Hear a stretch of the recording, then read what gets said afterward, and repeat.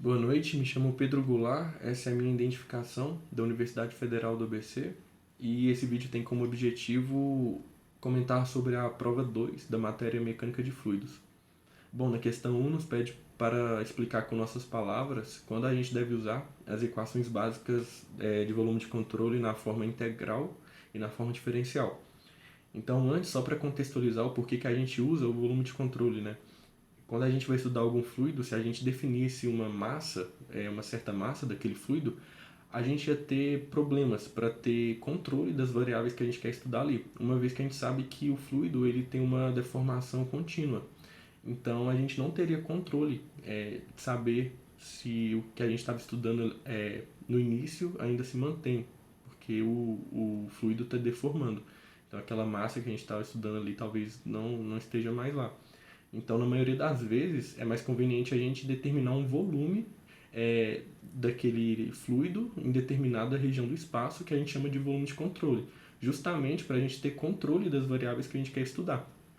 E nisso, aplicar as leis básicas que regem, né, esse estudo dos fluidos, que no caso é a conservação de massa, a segunda lei de Newton, a quantidade de movimento angular e a primeira e segunda lei da termodinâmica. E a partir dessas equações, dessas leis, definir as equações básicas para esse volume de controle. Então, vamos lá. A gente usa a equação básica de volume de controle na forma integral quando a gente quer ter uma visão macroscópica do fluido. Então, um exemplo disso, os exemplos que a gente pode citar disso é quando a gente quer achar a vazão volumétrica daquele fluido ou também a vazão mássica, né? Então, esse é o principal motivo que a gente usa na forma integral, quando a gente quer achar o comportamento macroscópico do fluido, de algum fluido. E na, já a utilização dessas equações básicas de volume de controle na forma diferencial é o contrário. Quando a gente quer ter uma visão microscópica, a gente pode falar assim, né? Então, quando a gente quer estudar uma partícula, por exemplo, dentro de algum fluido. Então, nesse caso, a gente usa a equação básica de volume de controle na forma diferencial. E o que a gente pode citar de exemplo para utilizar isso? Quando a gente quer achar propriedades como translação, rotação ou deformação angular e linear que essa partícula que a gente está estudando pode experimentar dentro do fluido, né? Então, é nesses momentos que a gente pode utilizar esses tipos de equações básicas. Bom, já na segunda questão é pedido para a gente encontrar uma expressão para o perfil de velocidade de um escoamento que é dado e uma expressão para o cálculo da vazão desse escoamento. Então, antes de tudo, a gente vai realizar algumas considerações e hipóteses. Então, o sistema de coordenadas ele está deslocado, sendo que o eixo x está na direção da descida da placa, e enquanto o eixo y está fazendo um ângulo reto com a placa. E no caso foi realizada as seguintes hipóteses sobre o escoamento. Ele é permanente e é desenvolvido. Também é um escoamento laminar incompressível. Não há gradiente de pressão, então o fluido ele se move apenas pela ação da força gravitacional. É um escoamento bidimensional e todo esse escoamento ele é orientado na direção x. As componentes das velocidades em y e z, no caso v e w que eu dei o nome, elas são nulas.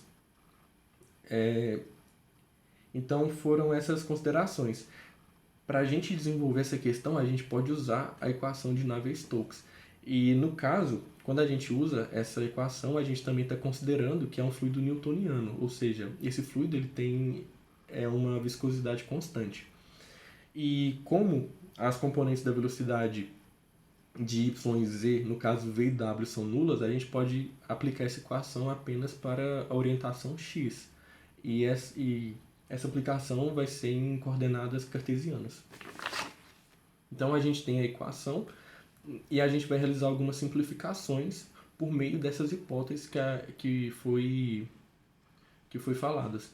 Então, como o regime é permanente, todas as propriedades que variam de acordo com o tempo, elas podem ser canceladas.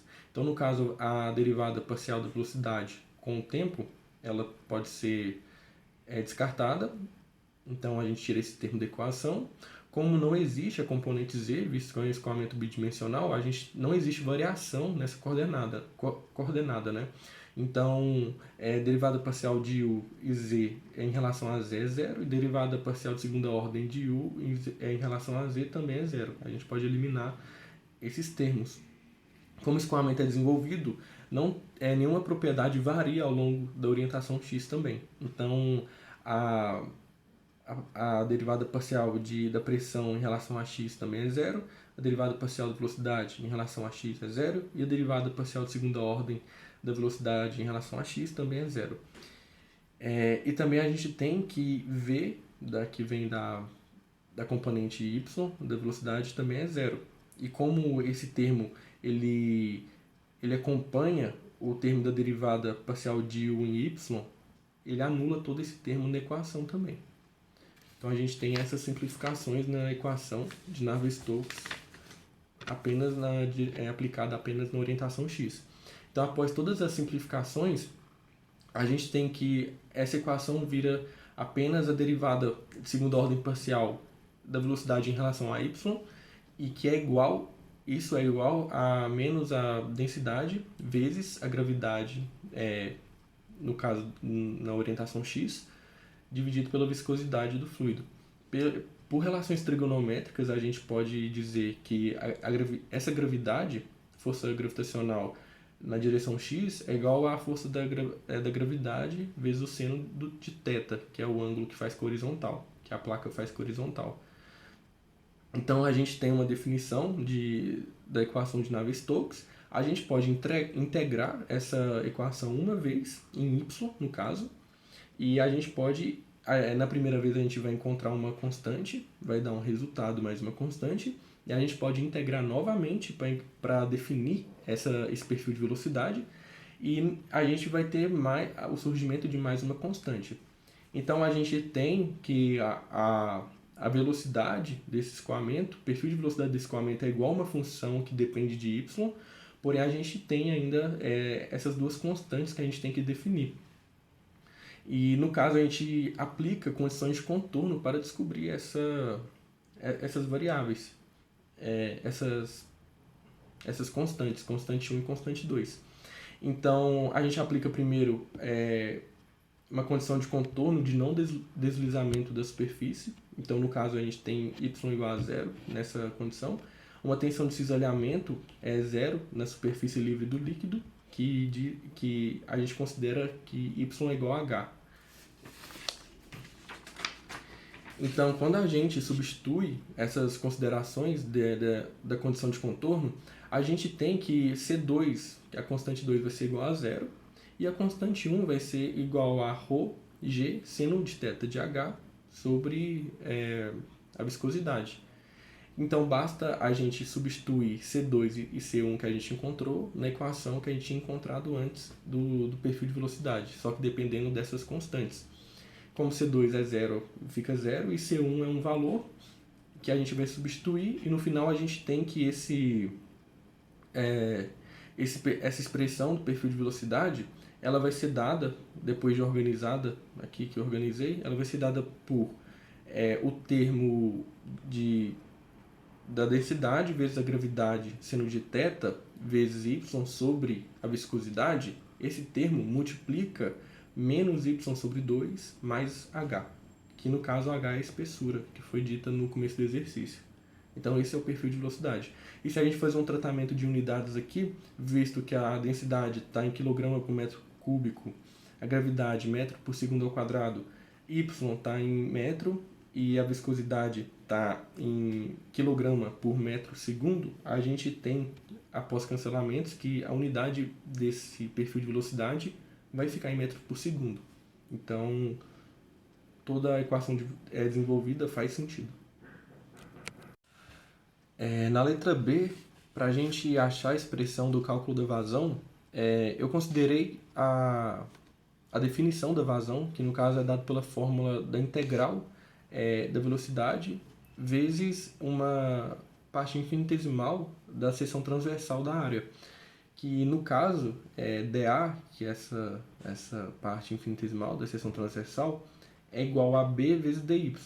sendo B uma largura que eu dei o nome de B, a largura da superfície na direção Z. Então, para a gente achar essa expressão, basta desenvolver essa equação da vazão volumétrica, substituindo a velocidade que a gente encontrou no item A e substituindo dA por BDY.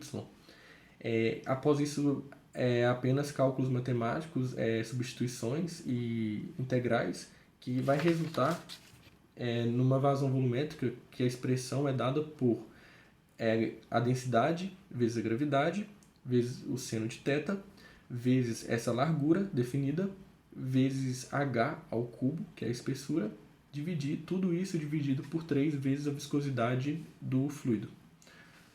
E realizando o tratamento de unidades, novamente a gente tem que a densidade é dada por quilograma metro cúbico, vezes a gravidade, que é dada por metro por segundo ao quadrado.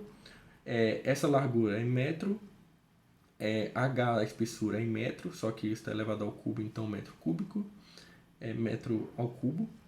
E tudo isso dividido pela viscosidade, que é dado por quilograma sobre metro segundo. Então, após realizar todos os cancelamentos, a gente tem que a unidade dessa expressão da vazão volumétrica é metro cúbico por segundo. Então, a gente também, novamente, tem uma... É plausível,